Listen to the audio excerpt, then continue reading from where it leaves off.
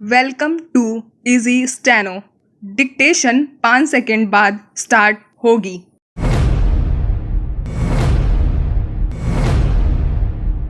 रूस और यूक्रेन के बीच छिड़े युद्ध को 7 महीने से ऊपर हो गए।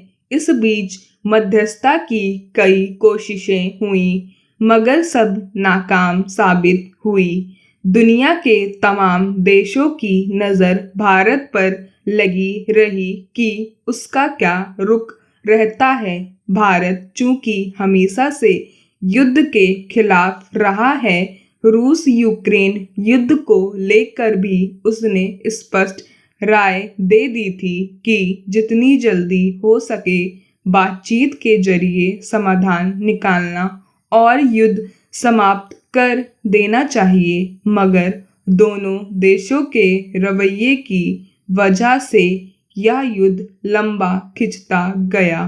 इसका असर भी अब दुनिया की अर्थव्यवस्थाओं पर साफ नजर आने लगा है।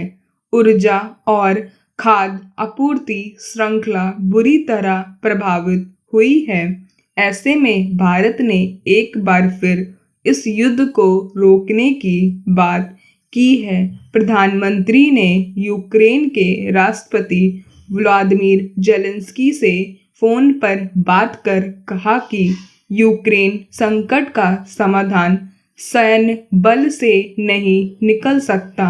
उन्होंने चिंता जताई कि इस युद्ध में परमाणु ठिकानों पर हमले से दुनिया के सामने बड़ा संकट पैदा हो सकता है। अभी कुछ दिनों पहले एक हमले में जापोरिजिया परमाणु ऊर्जा संयंत्र क्षतिग्रस्त हो गया।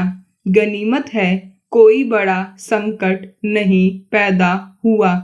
इसकी जिम्मेदारी दोनों देश एक दूसरे पर डालते रहे। रूस यूक्रेन युद्ध में सबसे अधिक चिंता परमाणु संयंत्रों पर हमले और परमाणु हथियारों के इस्तेमाल को लेकर जताई जाती रही है। कुछ दिनों पहले रूस ने धमकी भी दी कि यूक्रेन को परमाणु हथियारों के हमले के लिए तैयार रहना चाहिए। युद्ध में अक्सर विवेक से काम नहीं लिया जाता, उसमें केवल किसी भी तरह अपनी जीत सुनिश्चित करने की सनक सवार रहती है। इसलिए यह आशंका निराधार नहीं है। यूं भी रूस का रवैया ज्यादा अड़ियल नजर आता रहा है और उसने यूक्रेन पर हमले कर उसका काफी नुकसान पहुंचाया है।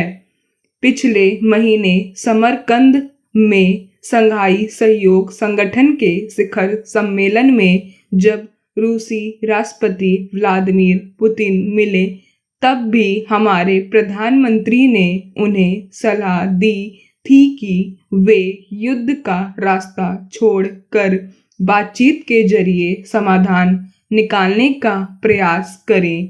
तब पुतिन ने उनसे सहमति जताई थी। उस वक्त पूरी दुनिया में उम्मीद जागी थी कि रूस अब युद्ध का रास्ता छोड़कर बातचीत की पहल करेगा, मगर हुआ इसके उलट। रूस ने फिर से युद्ध तेज कर दिया। इससे फिर यही साबित हुआ कि रूस किसी की सलाह पर अमल करने को तैयार नहीं।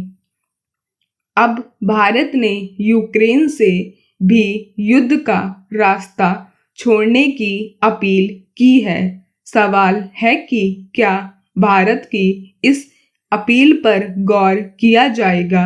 यूक्रेन के युद्ध का रास्ता छोड़ने का अर्थ है कि रूस की सारी शर्तें मान लेना, जिसके लिए वह तैयार नहीं है।